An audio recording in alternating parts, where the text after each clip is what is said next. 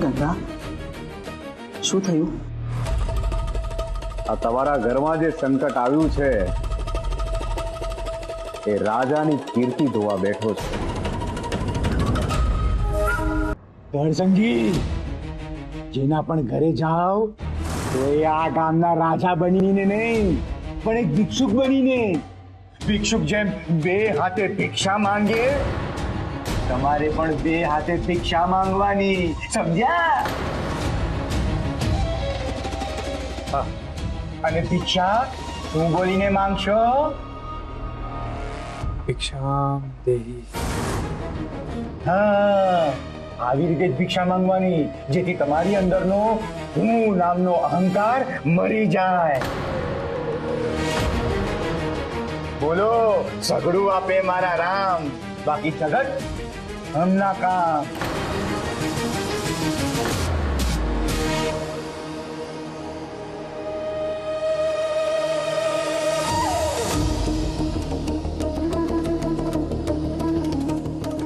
સગડું આપે મારા રામ, બાકી જગત અહમ ના કામ.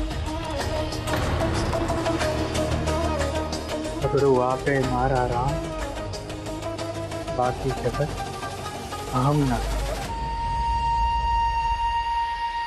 સગડું કરે મારા રામ, બાકી જગત અહમ ના કામ.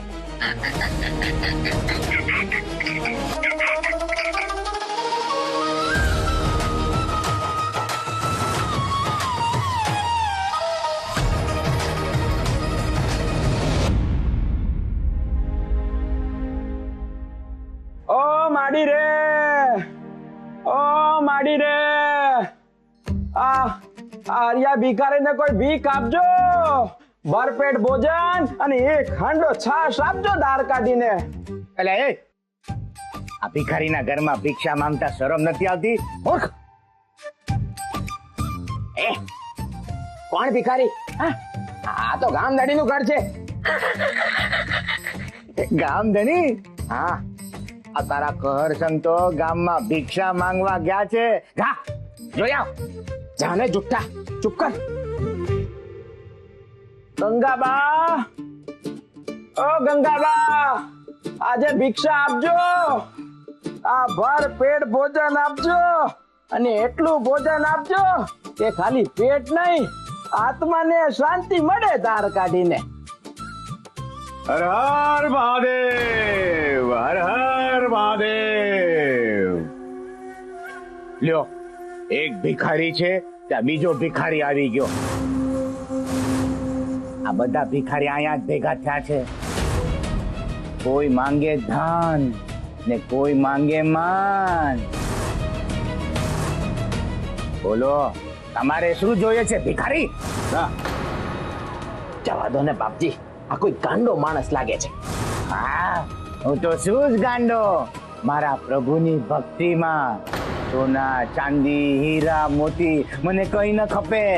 મને ખપે ખાલી મારા પ્રભુની ભક્તિ. ભીખ તો આખરે ભક્તિની જ માંગી ને. હા, તો હું તો છું જ ને દાસ, મારા રામનો દાસ, રામદાસ. છાશ, ગંગાબા, ઓ ગંગાબા, ભિક્ષા આપજો. અરે અરે, બાપજી જેવા મહાપુરુષ તમારે આંગણે ભીખ માંગવા આવ્યા, ભિક્ષા માંગવા આવ્યા છે દાર કાઢીને. અરે, મારા માટે ભરપેટ ભોજન અને બાપજી માટે છાશ આપજો, તો તમારો જન્મારો સુધરી જાય દાર કાઢીને.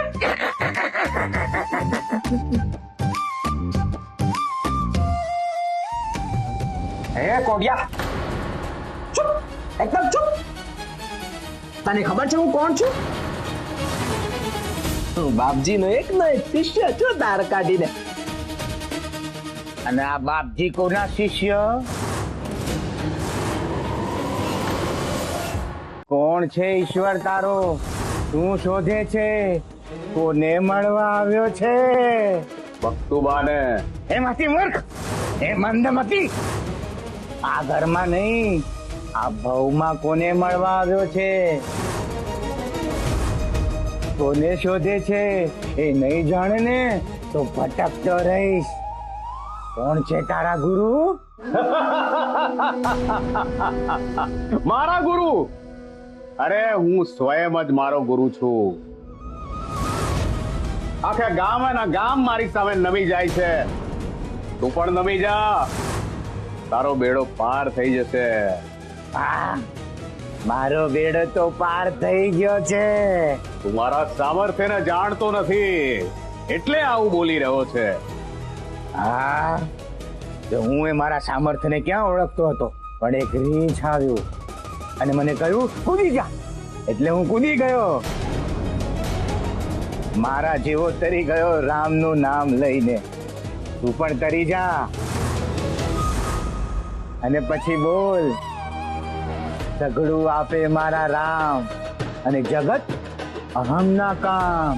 તું કરવા નહીં, આ જગતને તારવા આવ્યો છું. ઓ મારા તારણહાર બાપજી, મેં તમને કહ્યું તો ખરું કે આ બકબક કરે છે ધાર કાઢીને. જવા દો ને. તમે એક ભિક્ષુકના ઘરે ભિક્ષા માંગવા આવ્યા છો.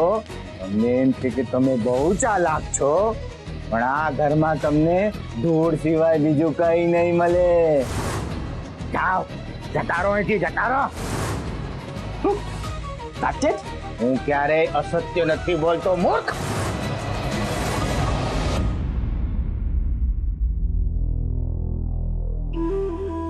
મંગુબેન, અરે કળસંગ બાપુ, તમે પધારો પધારો. ગોરધનને મોકલવો તો તું ઘરે આવી જાત ને. શું થયું બાપુ? ત્યાં જો કહર સંઘ ઘરે ઘરે ભિક્ષા માંગી રહ્યા છે.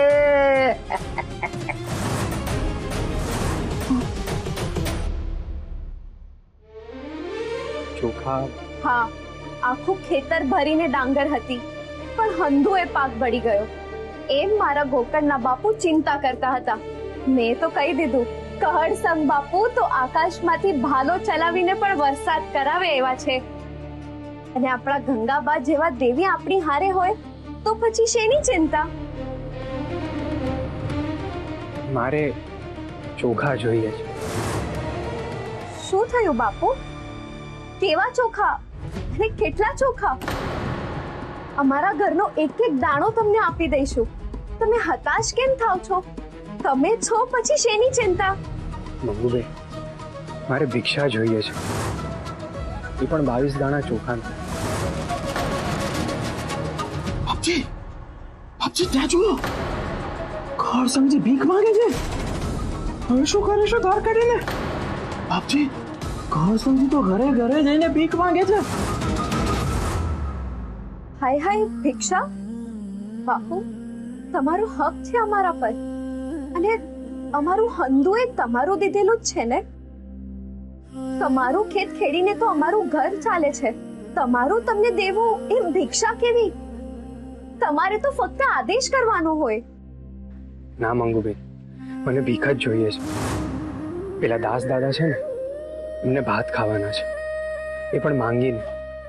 એટલે હા હા, અબઘડીએ આપું છું. તમે આમ સંકોચ ન કરો, અમને પાપ લાગશે. આવી હા. બાપજી, આ ગામના લોકો તો કહર સંઘને ભગવાન માને છે. બધી જ ભિક્ષા કહર સંઘને આપી દેશે તો આપણે શું કરીશું? બાપજી, આપણને કોઈ પૂછવાનું એ નથી. બાપજી, આપણા ભાગમાં શું આવશે? આજ તો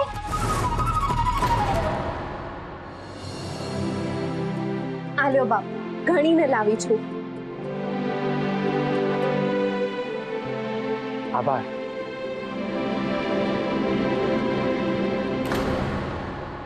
આ કોડિયું સાચું કે છે. આપણી તો નીકળી ગઈ ધાર. અર્યા, ના ના બાપજી, હવે મારે જવું પડશે, નહીં તો ભૂખ્યા રહેવું પડશે આપણે ધાર કાઢીને. ઓ માડી રે, કોઈ ભિક્ષા આપજો. બધી ઘટી હોય તો બાપજી માટે આપજો ધાર કાઢીને.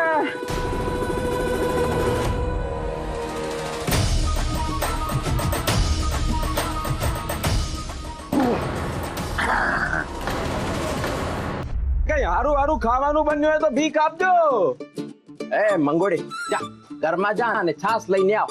અને હા, હારું હારું ભોજન લેતી આવજે મારા માટે, અને મીઠાઈ પણ લેતી આવ. મોહનથાળ લેતી આવજે ધાર કાઢીને. હા, જા. એ હરિયા, તારી માં અહીં કઈ મૂકી ગઈ કે શું? શેનો આટલો હક કરે છે? ત્યાં જો પેલા કહડ બાપુને કોક માનતા હતી એટલે માંગવા આવ્યા હતા, પણ એમની રીત જો ગામ ધણી થઈને નમે છે. બાપુએ ભીખ માંગવાનું ચાલુ કરી દીધું. ગામમાં બીજો ભિખારી? ના ના ના, મારે એમનાથી આગળ જવું પડશે, નહીં તો બધા કહળ બાપુને જ ભીખ આપશે અને મને છાશે નહીં મળે. એ ગામમાં કઈ વધ્યું ઘટ્યું હોય તો આપજો ધાર કાઢીને. એ અવગત્યા જીવ, તું આ શું કરી રહ્યો છે? હું તારો ઉદ્ધાર કરી શકું એમ છું, પણ તું મને જ દુશ્મન માની બેઠો છે. એકવાર આંખ ખોલીને જો, તારા હૃદયમાં ના સમાઈ જવું તો મને કહેજે. મારા હૃદયમાં તો પહેલેથી જ કોણ સમાયું છે એ આખું બ્રહ્માંડ જાણે છે. હૃદય ચીરીને બતાડી દીધું છે મેં. કહું છું, તું જરાક ડોક્યું કર તારા હૃદયમાં. કોણ છે એ જો. કોઈ છે ખરું કે ત્યાં છે ફક્ત કાળું ડિબાંગ અંધારું? હું બાપજી છું, બાપજી.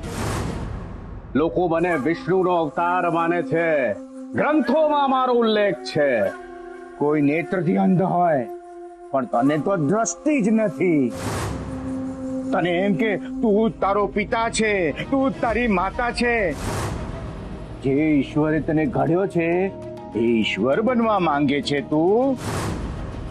અરે બે ડગલા તો ચાલી નથી શકતો અને લોકોને તારશે. તે પાડ્યો છે મને. હું તો બરાબર જ ચાલુ છું. મેં તને નથી પાડ્યો. તારું પાપ એટલું વધી ગયું છે કે એણે તને નીચો પાડી દીધો છે. એટલે હવે ઉઠવું મુશ્કેલ છે.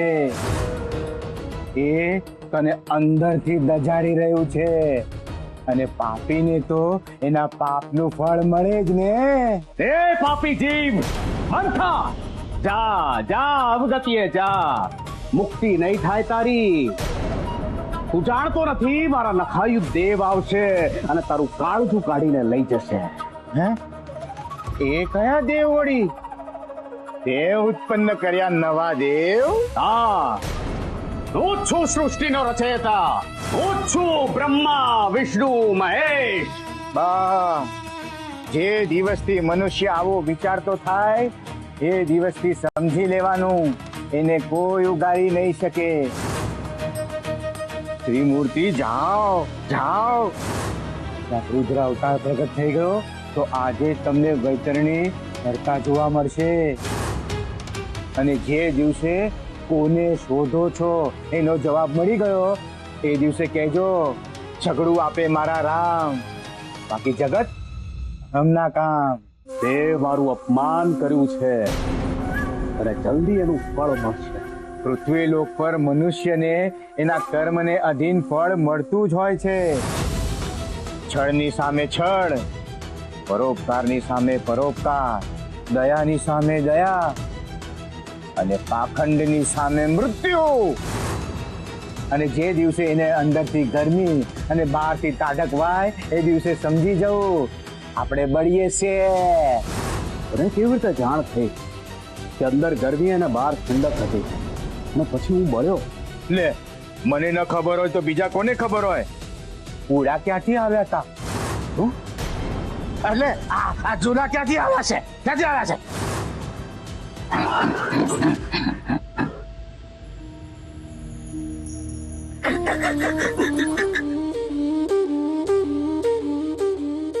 આ ઝૂલા કરતા તો અશોક વાટિકાની ડાળ ઉપર ઝૂલવું બહુ સારું કહેવાય. જય શ્રી રામ, જય શ્રી રામ. નમસ્તે. અવરિયા ભિખારીને ભીખ આપો ને. હા લાવું છું, પણ છોડો તો ખરા.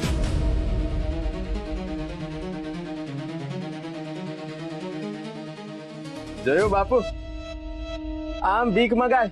હવે મને આપશે ભીખ. મને છે ને ભીખ માંગતા આવડી ગયું છે. તમને પણ શીખવાડીશ બાપુ, ચિંતા નહીં કરવાની દાર કાઢીને. હા,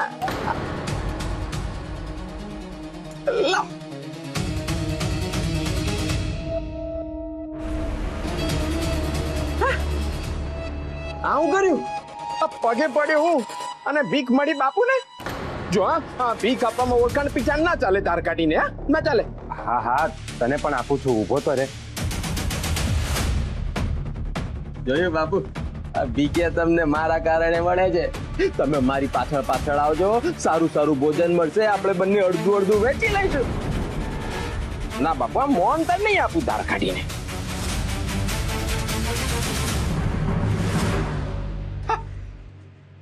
લા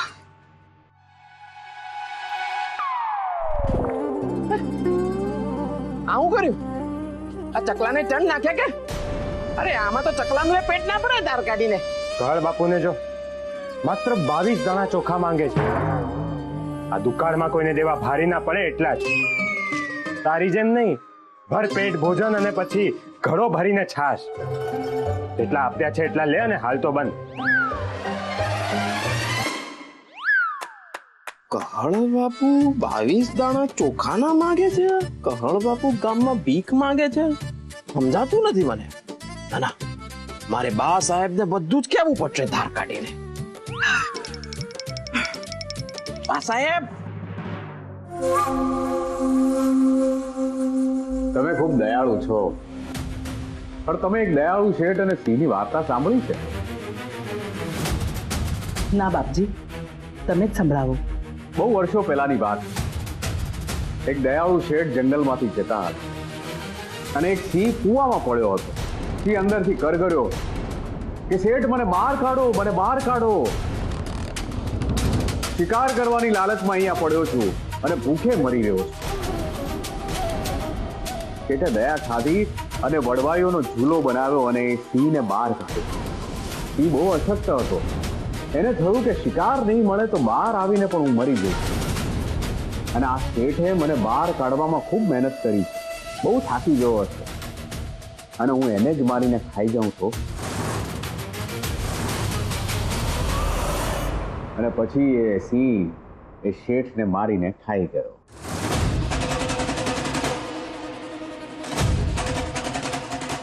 બાપજી, તમે અત્યારે જ આ વાર્તા કેમ સંભળાવી? તમે કંઈક સૂચન કરવા માંગતા હો એવું લાગે છે. તમારા આ વહુ અને કળ સમજી એ શેઠ છે અને કૂવામાં પડેલો સિંહ એ બહાર હિંડોળે બેસીને ઝૂલા ખાય છે. દરેક સેવા ભક્તિ નથી હોતી. જો ભક્તિ ખરેખર લેખે લાગે એમ કરવું હોય તો સાચા વ્યક્તિની સેવા કરવી પડે.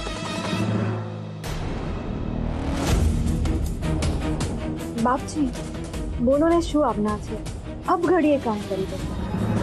તળ સમજી અને તમારે બંને આખા ઇન્દ્ર મહોત્સવને સંપન્ન કરવાનો છે. અને આ લ્યો ચિઠ્ઠી. આ 5 ગામમાં જઈને તમે અનાજ લઈ આવો. એ મારે નામે આપશે. પછી આખા એ ગામને તમારા હાથે મહાભોજ પીરસાશે. કારણ કે દુકાળમાં પણ પ્રજાને 56 ભોગ ખવડાવે એ જ સાચો રાજા કહેવાય અને એનો જ જય જયકાર થાય. જોયું ગંગાબો, આને કહેવાય સંત, જે દુઃખમાં પણ બીજાનું ભલું ઈચ્છે છે અને સઘળો શ્રેય તમને આપે છે. બાપજી, તમે ધન્ય છો. તમારે હમણાં જ નીકળવું પડશે. ભલે બાપજી, કળ સમજી આવે એટલે હમણાં જ નીકળી જઈશું. કેમ? ઘર ક્યાં ગયો છે?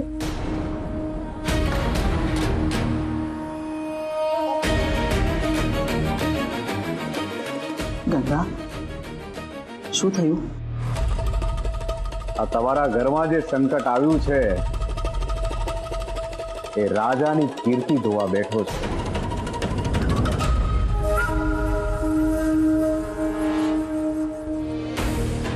બાપજી, શું થયું? કળસંગ જેવા મહાન આત્માને ગામમાં ઘરે ઘરે ભીખ માંગવા મોકલ્યા છે.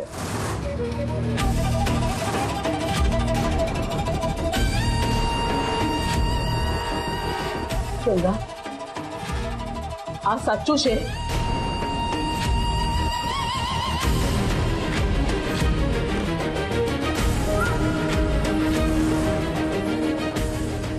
માં આજો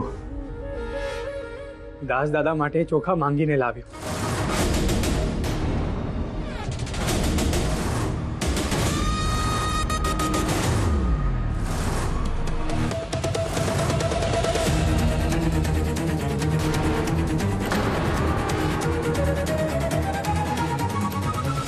કહર